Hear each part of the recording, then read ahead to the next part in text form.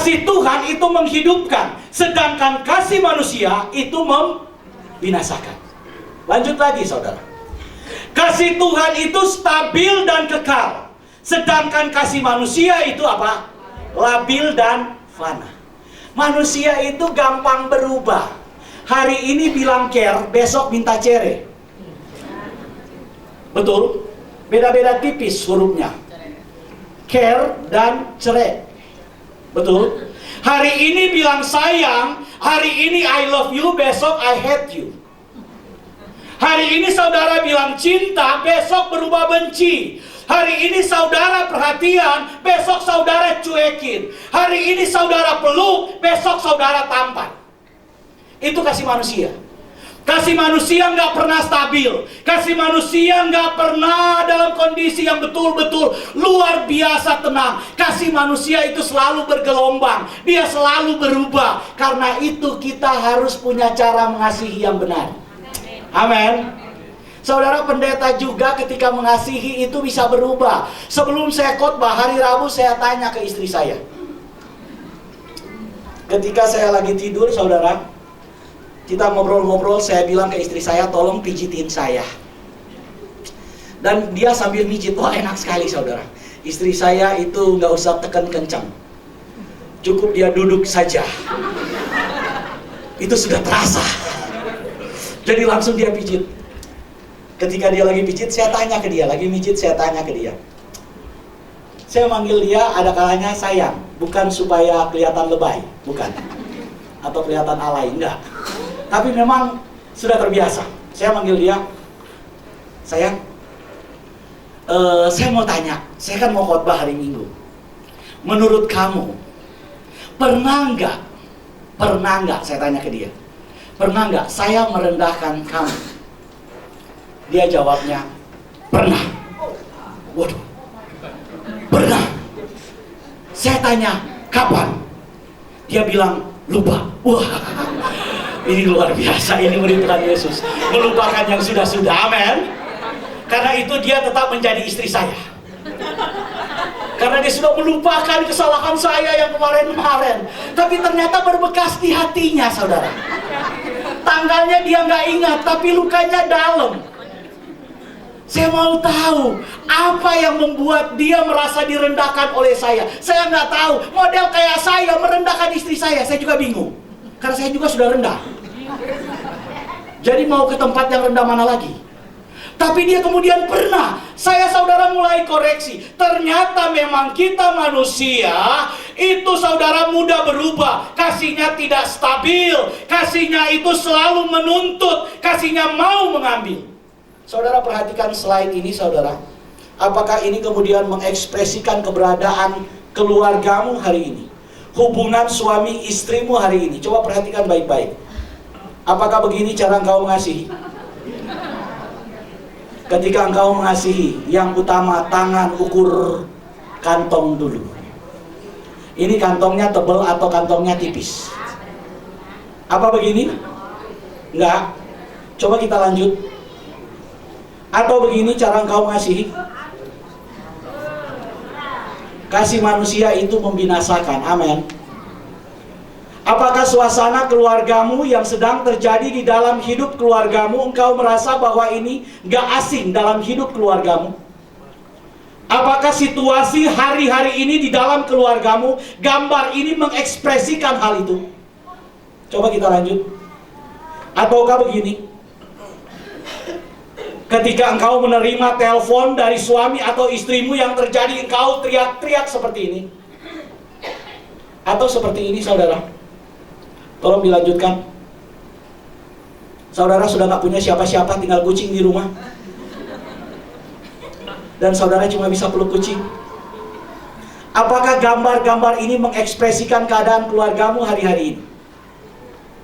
Apakah kondisi ini menggambarkan kehidupanmu saat ini? Engkau sudah menutup. Setiap kali engkau ada di rumah dan engkau tutup kuping kiri, tutup kuping kanan. Kenapa? Karena engkau sudah tidak mau dengar lagi omongan suamimu. Engkau tidak mau dengar lagi istrimu yang terlalu berisik. Engkau tidak mau dengar lagi keluhan-keluhan di dalam keluargamu. Dan ini engkau sedang alami. Atau justru engkau menjadi orang seperti ini? Apakah gambar-gambar ini mengekspresikan keberadaanmu hari ini? Kalau itu yang terjadi, saudara, sebelum saya mau lanjutkan khotbah, karena saya baru intro tadi, saya mau ada perubahan di dalam hidup kita. Amin. Saya minta suami-suami saat ini untuk berdoa buat istrinya, berdoa untuk keluarganya. Tapi sebelumnya kita baca dulu satu ayat, 1 Petrus 3 ayat 7. 1 Petrus 3 ayat 7. Kenapa saya mau minta saudara untuk berdoa? 1 Petrus 3 ayat 7. Perhatikan baik-baik. Demikian juga kamu, hai suami-suami, hiduplah bijaksana dengan istrimu sebagai kaum yang lebih lemah. Hormatilah mereka sebagai teman pewaris dari kasih karunia, yaitu kehidupan. Supaya apa? Supaya apa? Mungkin doa suami-suami yang hadir siang hari ini tidak dijawab oleh Tuhan karena istri mereka sedang menangis di kamar. Mungkin doa suami-suami tidak mampu mengubah keadaan mereka karena istri mereka sedang kesakitan di kamar mandi. Karena itu saya minta suami-suami bangkit berdiri. Saudara bangkit berdiri, nggak usah keras kepala. Tolong suami-suami bangkit berdiri. Dan saya minta saudara berdoa bersama-sama dengan saya. Saya minta saudara menyampaikan doa ini, karena saya percaya kalau saudara berdoa saat ini, maka penghalang-penghalang berkat, penghalang-penghalang doamu, saya percaya akan diruntuhkan oleh Tuhan. Saya minta saudara berdoa, ikuti ucapan saya. Dalam nama Tuhan Yesus, saya berdoa. Tuhan Yesus, sembuhkan setiap hati yang terluka dalam keluarga kami. Sembuhkan hati istri saya karena perlakuan saya, dan mohon kembalikan. Katakan, dan mohon kembalikan setiap kebahagiaan yang hilang dalam kehidupan keluarga kami. Biarlah semua sukacita sorga saat ini menjadi milik keluarga kami. Penghalang-penghalang berkat Tuhan hancurkan. Saya memberkati istri saya memberkati keluarga saya. Dalam nama Tuhan Yesus. Amin. Silakan duduk. Saya minta ibu-ibu untuk bangkit berdiri. Saya minta sekarang ibu-ibu untuk bangkit berdiri. Yang nggak punya suami juga tolong berdiri. Oke. Sudah. Oke, saudara. Sekarang kita mau berdoa buat suami-suami saudara. Amin. Kita berdoa sama-sama. Ikuti ucapan saya. Tuhan Yesus, saya mengampuni setiap kesalahan yang diperbuat suami saya. Dan saya minta ya Tuhan, Tuhan berkati keluarga saya. Angkat penghalang-penghalang berkat. Ampuni saya apabila saya pernah menyakiti dan melukai hati suami saya. Dalam nama Tuhan Yesus. Amin. Silakan duduk. Saya ingin lanjutkan khotbah saya.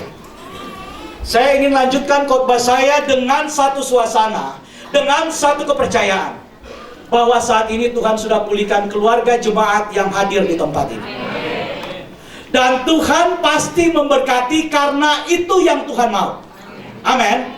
Kita perhatikan pertama, bagaimana cara Yesus mengasihi kita. Yang pertama, Yesus mengasihi karena kasih. Ulang. Bagaimana cara Yesus mengasihi kita? Yesus mengasihi kita karena apa? Kasih. Kita baca Efesus 3 ayat 18. Efesus pasal yang ketiga ayat yang ke-18. Efesus pasal 3 ayat 18. Tolong nih. Yesus mengasihi kita itu bukan karena hal yang lain. Yesus mengasihi kita bukan karena kita sedang berbuat baik. Yesus mengasihi kita karena kita orang yang ganteng. Yesus mengasihi kita karena kita orang yang alim. Yesus mengasihi kita bukan karena itu. Yesus mengasihi kita karena memang Dia mau mengasihi kita. Amin. Nggak ada alasan lain. Tuhan mau mengasihi kita karena betul-betul Dia mau mengasihi kita. Kita perhatikan baik-baik saudara, Efesus pasal yang ketiga ayat 18. Aku berdoa supaya kamu bersama-sama dengan segala orang kudus dapat memahami betapa lebarnya dan panjangnya dan tingginya dan dalamnya kasih Kristus, ayat 19. Dan dapat mengenal kasih itu sekalipun melampaui segala apa? Pengetahuan. Rasul Paulus mengatakan kepada jemaat di Efesus, aku mau dan aku berdoa supaya kamu memahami bahwa ketika Tuhan kita mengasihi kita, Dia mengasihi kita dengan kasih yang panjang, kasih yang lebar, kasih yang dalam, kasih yang tinggi, yang tidak bisa engkau jangkau dengan pikiran. Amin. Amin. Kenapa? Karena Tuhan mengasihi kita karena Dia itu kasih. Tuhan mengasihi kita karena Dia cuma mau mengasihi. Tuhan mengasihi, Dia bukan ingin menuntut apa-apa dari kita. Saudara, saya ingin katakan kepada saudara, Yesus mati bagi kita bukan karena kita sedang hidup benar. Ulang. Yesus mati bagi kita bukan karena kita sedang hidup benar. Yesus mati bagi kita bukan karena kita sedang hidup kudus. Yesus mati bagi kita justru ketika kita sedang hidup di dalam dosa. Ulang. Yesus mati bagi kita bukan ketika engkau sedang hidup benar, bukan ketika engkau sedang hidup kudus, tapi justru Yesus mati ketika saudara dan saya masih hidup di dalam dosa. Roma pasal yang kelima ayat 8 berkata begini. Roma pasal yang kelima ayat 8 berkata begini. Tolong nih, Roma pasal yang kelima ayat 8. Akan tetapi Elohim menunjukkan kasih-Nya kepada kita oleh karena Kristus telah mati untuk kita. Ketika apa? Ketika apa? Saudara, Yesus mati bagi kita ketika kita masih berdosa. Jadi ketika saudara diselamatkan Tuhan, ketika saudara dan saya dikasihi oleh Tuhan, bukan ketika saudara sedang berbuat baik, bukan ketika saudara sedang mengerjakan pekerjaan-pekerjaan Tuhan. Tuhan mengasihi saudara bahkan sebelum saudara mengenal Tuhan. Tuhan mengasihi saudara bahkan ketika saudara masih hidup di dalam dosa. Tuhan sudah mengasihi kita. Amin. Amin. Dalam Roma pasal 5 ayat 8 ini dikatakan bahwa Tuhan mengasihi kita bahkan ketika kita masih hidup di dalam apa? Dosa. Ada yang mengatakan begini, kalau begitu Pak, kita hidup aja di dalam dosa. Kalau Tuhan mengasihi kita ketika kita masih berdosa, kalau begitu hidup aja di dalam dosa. Lebih enak hidup di dalam dosa. Kan kita bisa punya selingkuhan Pak. Kan kita bisa punya istri yang banyak. Kan kita bisa ganti-ganti pasangan. Hidup aja di dalam dosa lebih enak, saya mau bilang. Saudara pikir punya istri 4 itu enak? Saudara pikir hidup dengan selingkuhan itu enak? Enak? Nah itu, apa-apa ibu? Saudara pikir ketika saudara hidup di dalam dosa dan saudara berkata, oh enak hidup di dalam dosa. Saudara, kalau saudara pernah masuk penjara, saudara tahu artinya apa hidup di dalam dosa.